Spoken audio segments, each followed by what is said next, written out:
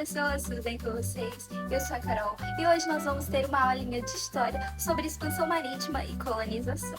Para você que já está estudando para o Enem e para alguns outros vestibulares. Então, antes da gente falar em si sobre a expansão marítima e sobre a colonização, nós vamos entender um pouco sobre a mentalidade medieval.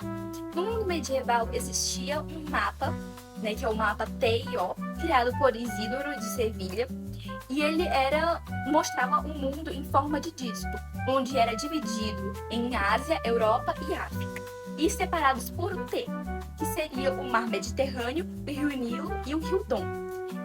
Essa ideia, esse imaginário, era um pouco da mistura da religião com o conhecimento geográfico que eles já tinham. E no imaginário medieval, existia muito medo do desconhecido, principalmente quando se tratava do mar, já que existiam muitas histórias de monstros marítimos, de perigos das embarcações virarem por causa das grandes chuvas da época, e tudo isso fazia com que eles tivessem muito medo de navegarem para além do que aquilo que eles já conheciam. Apesar disso, existia um fascínio muito grande pelo Oriente, pela riqueza, pelo paraíso terrestre. Então isso foi uma das coisas que motivou o início da expansão marítima. Mas falando da expansão marítima em si, ali em meados do século XV, aliás, para o século XVII, a gente tem essa chamada expansão marítima, também conhecida como Era dos Conhecimentos, e os principais objetivos eram a busca por metais preciosos, a busca por especiarias, pela expansão do comércio e também pela disseminação do cristianismo em outras partes do mundo, além de, claro, ampliar o conhecimento geográfico deles, que era relativamente pequeno a comparação a tudo que eles ainda tinham para explorar. Então, os fatores de expansão foram justamente fatores econômicos, o lucro, políticos, que era fortalecer o Estado, religiosos, que era a catequese, realizada pela Igreja Católica, e tecnológicos, que foi com o avanço da bússola, do astrolabe, das caravelas, que eram as grandes navegações, e tudo isso relacionado com o Estado português, principalmente, porque o Estado português ele foi um dos pioneiros com relação à expansão marítima. E por que o Estado português? Porque ele foi centralizado muito cedo. As pessoas que queriam fazer essas expansões marítimas, queriam explorar, eles tinham o apoio do rei.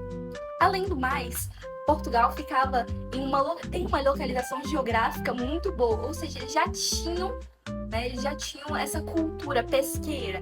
Isso a gente consegue ver na cultura portuguesa até hoje, O bacalhau, os pratos típicos com peixe. A cultura pesqueira em Portugal é muito grande.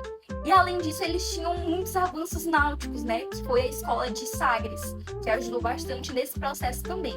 Além disso, os portugueses eles também tinham contato com os muçulmanos, o que ajudou com que eles conseguissem avançar ainda mais nessas questões envolvendo as tecnologias.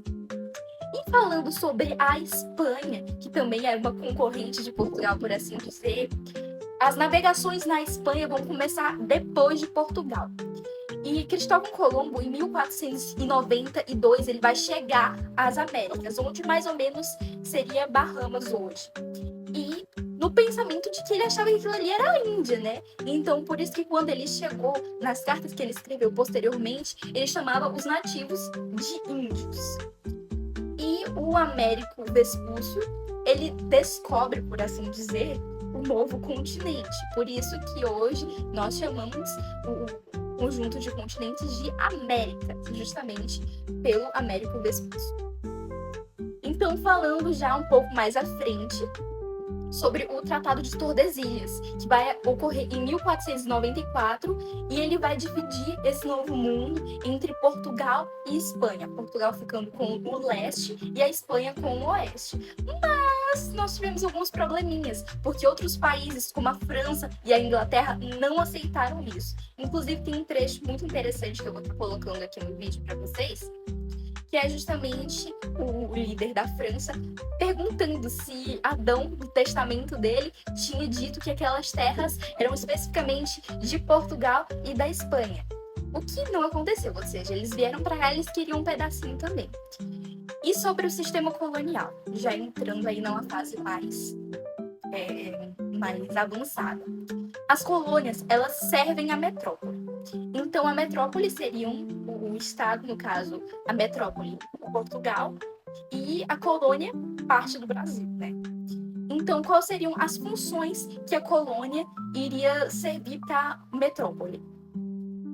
As funções das colônias, basicamente, era fornecer metais, produtos agrícolas e comprar produtos da metrópole. E o pacto colonial, ele seria basicamente o fator de que a colônia, ela só negocia com a metrópole, ou seja, a colônia ela não teria basicamente uma economia local. E falando sobre a Inglaterra na América, porque não foram, como eu já falei anteriormente, não foram apenas os portugueses e os espanhóis que vieram para as Américas colonizar, mas a Inglaterra, ela pegou a beirada que hoje nós conhecemos como os Estados Unidos e criou assim as 13 colônias. As 13 colônias elas eram divididas em norte, centro e sul.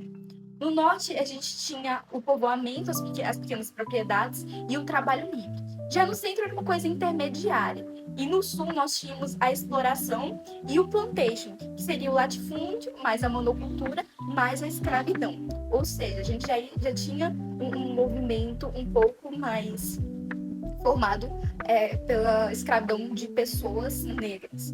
Tanto é que hoje, se a gente for analisar os impactos sociais disso, o sul dos Estados Unidos são os estados conhecidos como os estados negros, né? Justamente por essa cultura de escravidão trazida pela Inglaterra. E a conquista espanhola, como é que ela aconteceu? Nós tínhamos certos povos que a gente conhece e estuda, como os astecas e os incas. E os motivos da vitória espanhola foram os mais básicos possíveis. As armas deles eram mais avançadas, porque eles tinham armas de fogo.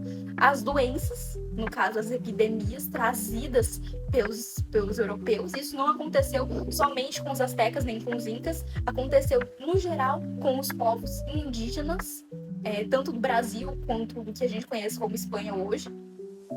Isso aconteceu porque os indígenas eles não tinham anticorpos para as doenças que os europeus tinham, tratamentos, né? Porque o pessoal também não tinha um tratamento muito avançado para essas doenças na própria Europa. Além disso, eles tinham alianças com outros povos que eram mais fortes. Eles causavam divisões internas entre esses povos. E, além disso, eles se aproveitavam de alguns fatores das crenças religiosas indígenas para fazer com que eles lutassem um contra os outros. E isso fez com que, infelizmente, os europeus, os espanhóis no caso, eles tivessem um domínio muito maior sobre os povos originários dessas regiões. E a gente, falando ainda sobre os povos originários, a gente não pode falar de povos originários, de colonização, sem falar da violência e dos impactos, né? Como já mencionado anteriormente, nós temos a escravidão não só de povos indígenas, mas também das populações africanas, que eram trazidas da África no comércio negreiro, né? Os navios negreiros chegavam até os portos, desembarcavam com essas pessoas que eram escravizadas e eles trabalhavam justamente nas plantações, nas fazendas, plantando café, algodão e entre outros ciclos que nós temos nesse período. Além disso, nós temos o genocídio de povos indígenas pelos fatores já citados, né? As alianças que os europeus faziam com povos que eram maiores e mais fortes do que aldeias menores. Também nós tínhamos o fator armas de fogo, né, que os europeus já tinham. E também o choque cultural, né? Então, algumas coisas que os europeus faziam, os indígenas não faziam e não aceitavam. Então, o choque cultural, às vezes, acabava sendo um problema no relacionamento entre esses dois povos. E, além disso, temos também a destruição das culturas locais, com a catequização dos indígenas e de outros povos que habitavam ali. E um dado interessante e muito triste é que cerca de 90% da população indígena brasileira morreu por causa justamente desses fatores já mencionados. Então, para a gente fechar, no geral, os resultados, né, da expansão marítima foi a busca por riqueza, a expansão da fé e o fortalecimento dos estados europeus. E com isso nós tivemos a criação das colônias da América, da exploração dos povos locais, os povos indígenas, e a formação de um sistema colonial próprio, ou seja, onde a colônia servia à metrópole. Então, esse aqui é um geral sobre a expansão marítima e colonização, e nós seguimos com os próximos tópicos na próxima aula. Se você gostou, deixe seu like, curta, compartilha e tchau, tchau!